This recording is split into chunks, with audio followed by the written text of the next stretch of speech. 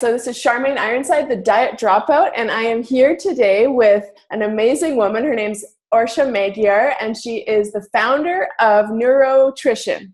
Mm-hmm.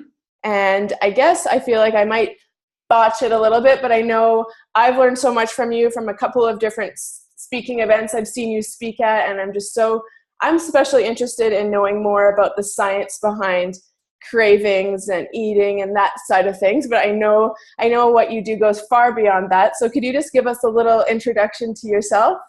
Sure. So yeah, and you did not butcher my name at all. Most people do, and Neurotrition either, which is a made-up name. And really, like the company name comprises my two big passions in areas of education: neuroscience and nutrition. So yeah, like I started this journey being a neuroscientist, so very hardcore, very Western allopathic medical leaning, and realized that while meds are great and can help people, they may not be for everyone, or they may not be for everyone at that ridiculous high dose that I'm seeing many people on. So I shifted gears and moved a little bit into the more holistic realm of medicine. And now with Neurotrition, my team and I practice right in the middle. We respect science. Everything we do is evidence-based, but we're more holistic leaning. So I find it's a good space to be in. Cool. Awesome. Well, I'll dive right in with a few questions that I've been excited to ask you about. I know you've touched on them. I've heard you speak a little bit, but can you tell us a bit about the connection? You know, I'm not that much into the science behind. I love learning more, but I'm kind of into the doing and trying and seeing what works. But I know for myself, if I'm stressed because of situations in my life, or because I'm not doing self-care, or because I'm forgetting to meditate or do things that bring me out of stress mode, I eat like a maniac, especially at night. And it's like no amount of willpower matters when I don't manage my stress. So could you talk a little bit about the science behind that? And Totally. And yeah, I think you made a really interesting note, because it's not about willpower. It's about biology. And yeah, I love educating people on that fact. So yeah, because it goes so far beyond willpower. And then all those nasty negative things we, especially as women, put on ourselves, like with not having willpower, we're lazy, we're fat, we're nasty, all those things. And I'm here to squash that and bring it back to biology and to your brain. So what happens is when you feel stress, your brain really acts as a sponge for sugar. It uses 12% more sugar. And that may not sound like much, Charmaine, but in the brain, that's a huge, significant increase in the use of sugar. And so to meet this demand for sugar, when the brain is stressed, your body engages in this mechanism. And what it does is it spews out cortisol, which you guys probably have all heard of, your major stress hormone. And it also spews out adrenaline. That's another stress hormone. And so cortisol mobilizes glucose from everywhere it is in your body.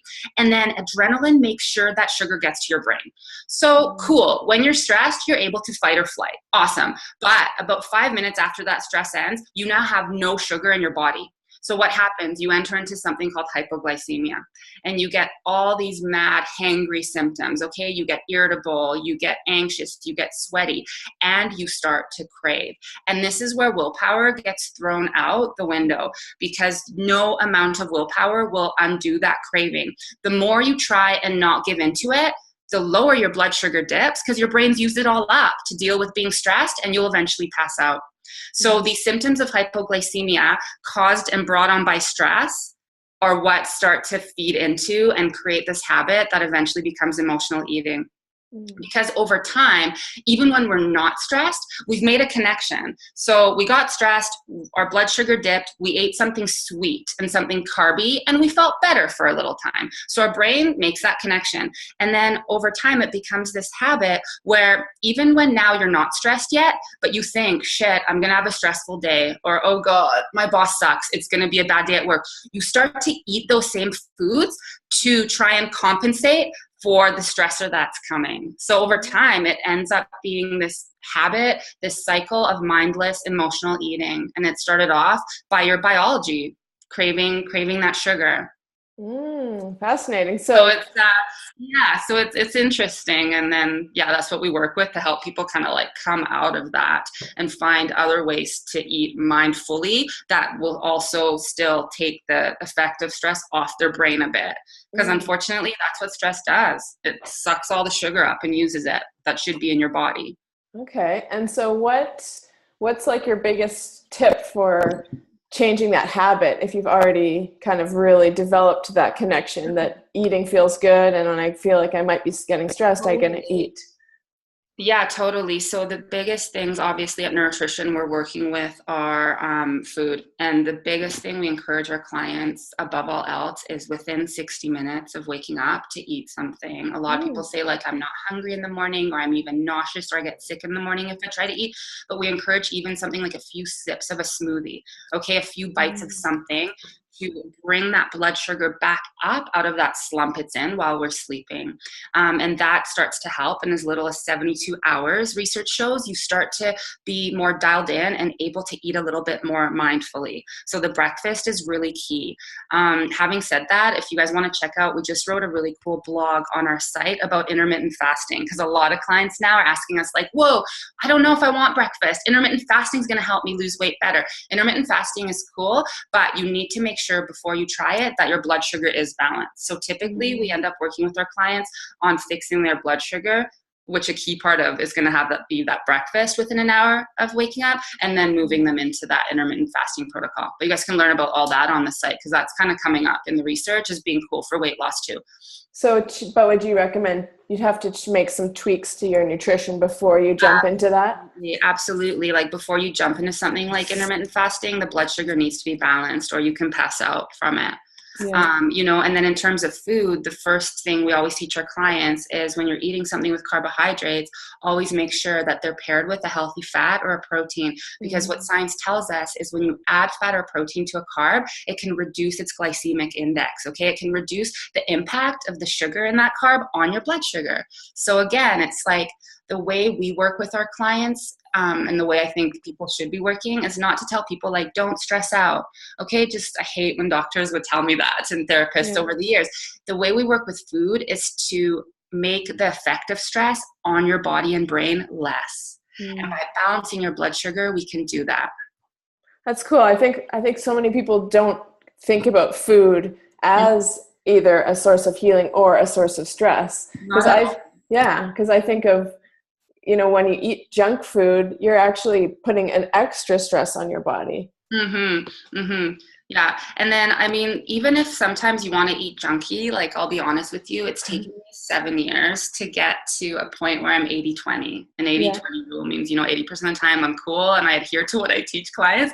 And then 20% of the time I still treat myself. But even if you're still wanting to eat a little bit junky, there's such good research coming out now on the benefits of eating even that junky food a bit more mindfully.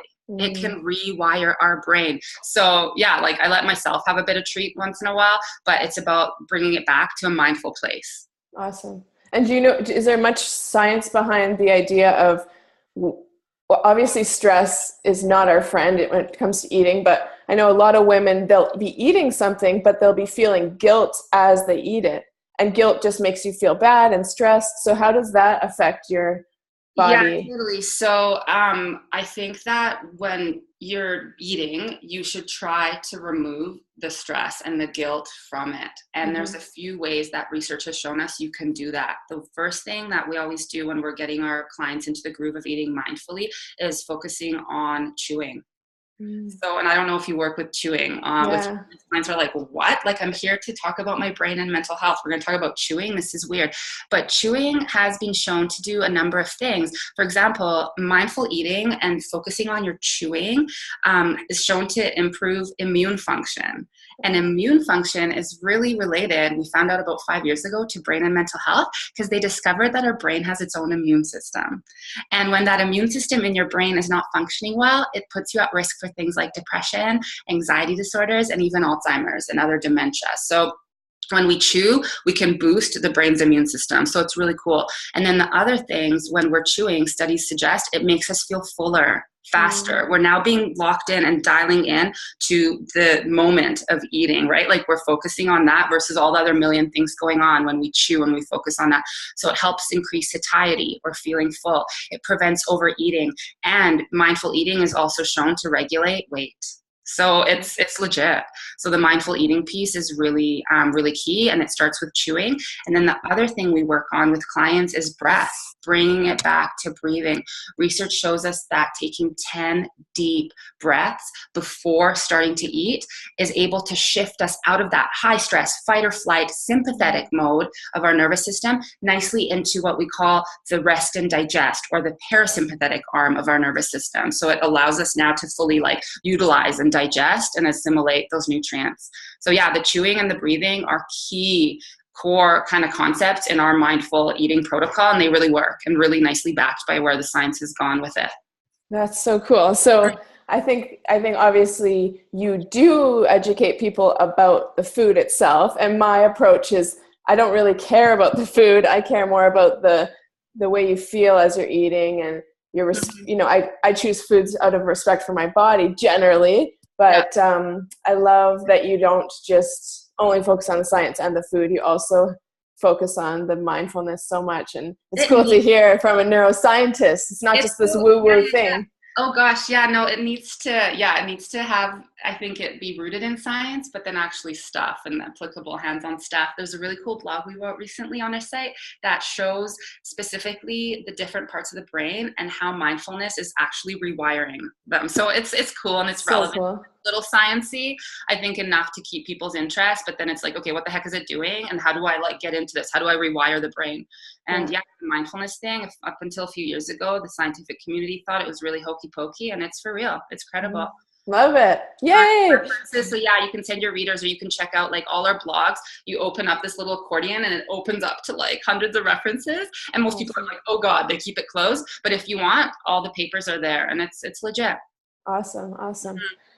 And then I wanted to also, we might come back to stress, but foods that, like, I love teaching people to trust their bodies a bit more. And that's a very hard concept for a lot of people.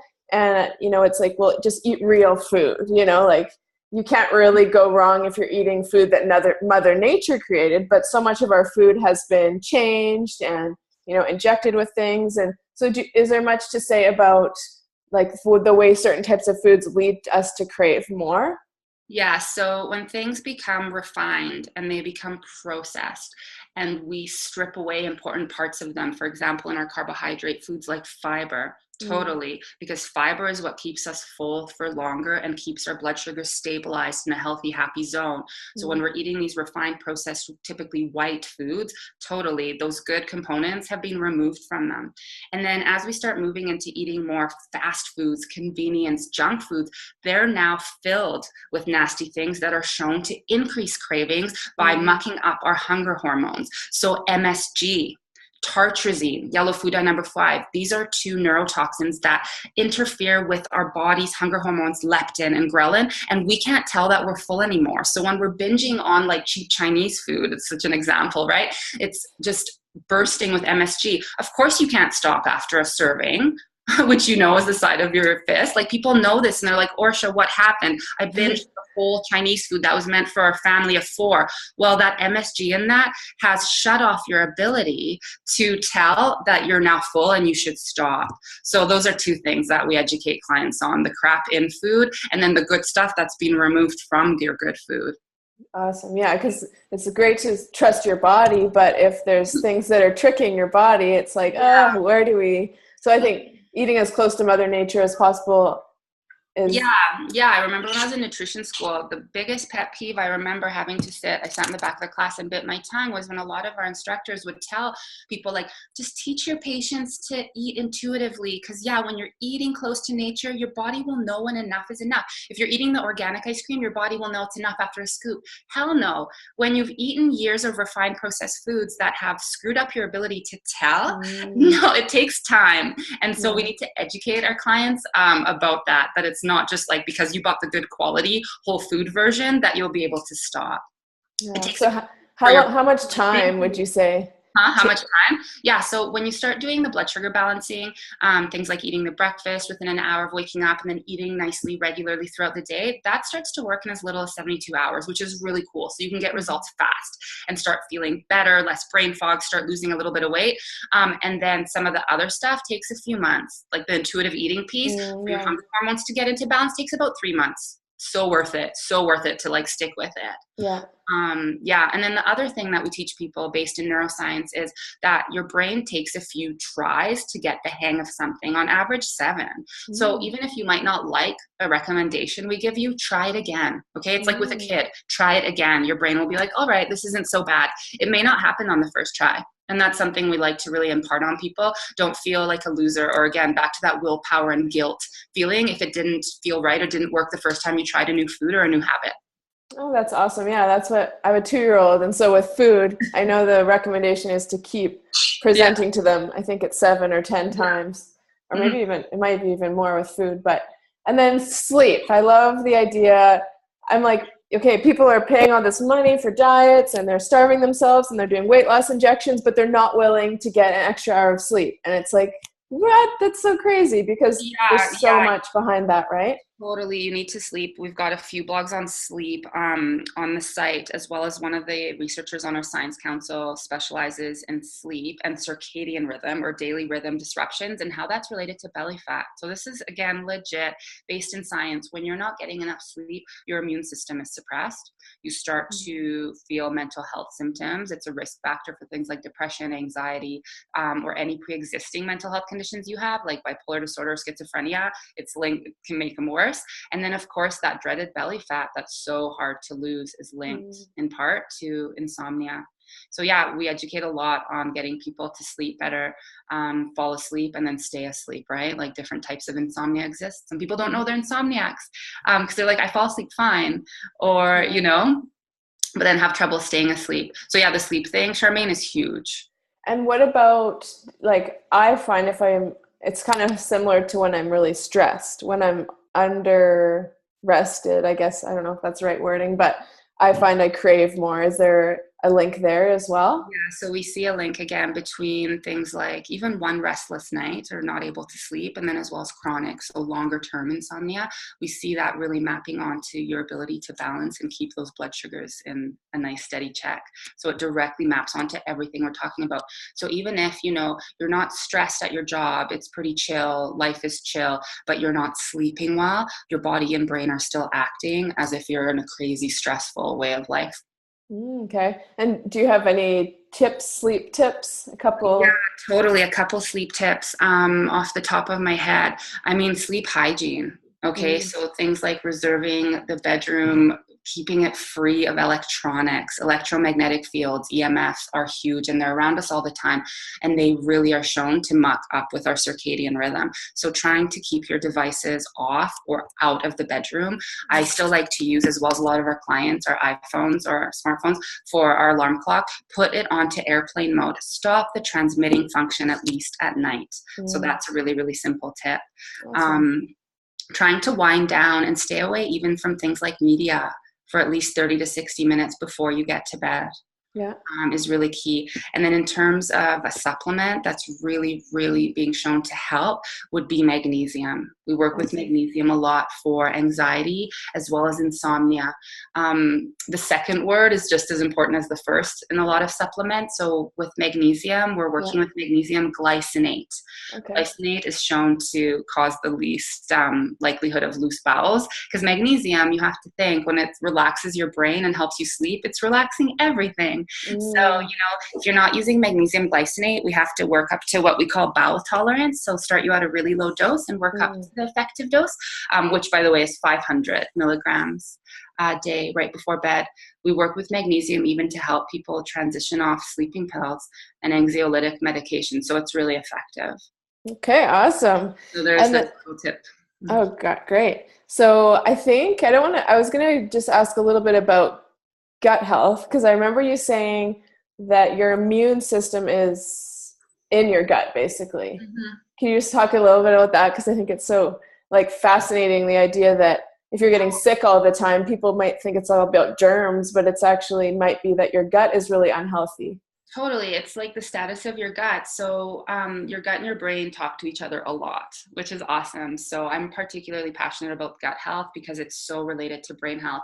And with respect to your question about immune system and how that fits into the mix, one way that we have found out that the gut and the brain talk to each other is actually via the immune system, and specifically certain species of gut bugs, the happy, the good ones, the probiotics that live in our gut have been shown to act almost as like a physical barrier, a shield against inflammation causing immune cells. They come up and they actually block them from permeating and getting deeper into your gut and then into your circulation. So when our gut health isn't functioning well, those good gut bugs are not there to act as a shield and push back and fight back against those nasty immune cells that promote inflammation. They can get into the body and jack up the inflammatory cascade and cause all sorts of problems.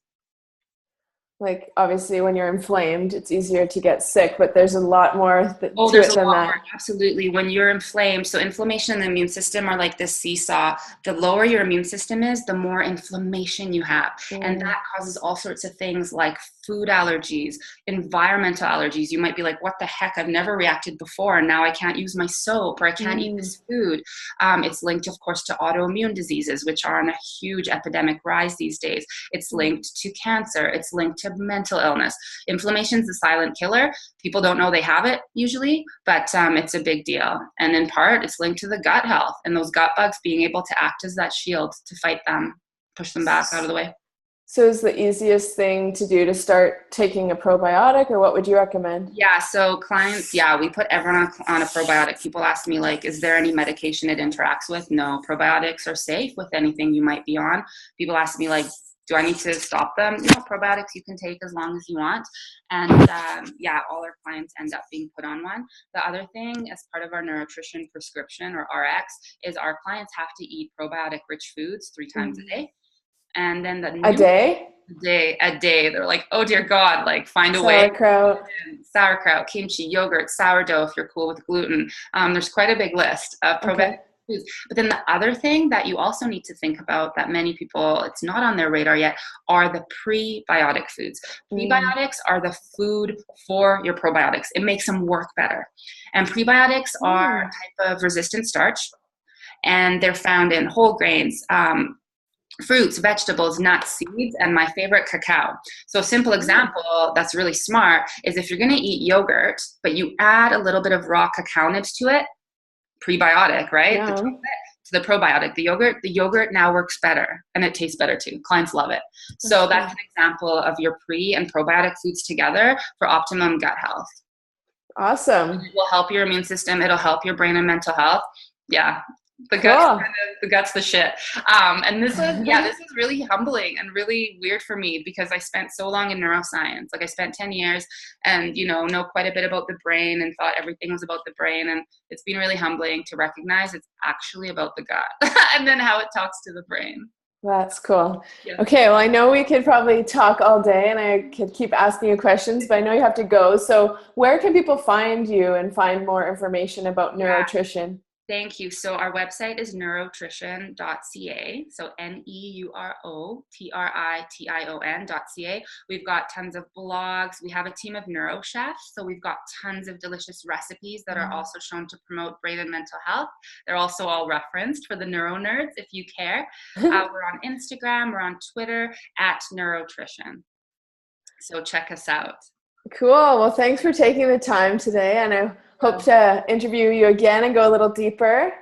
Thank you so much. Yeah, every October we host a big full-day workshop on the neurobiology of emotional eating. So sign up on our website to be on our mailing list. We'll be sending out details about that. And yeah, Charmaine, I'd love to have you as my guest there because then we can vlog about it or you can talk about what you learned there. It's a full day of science, but it's open to the general public and people tend to love it.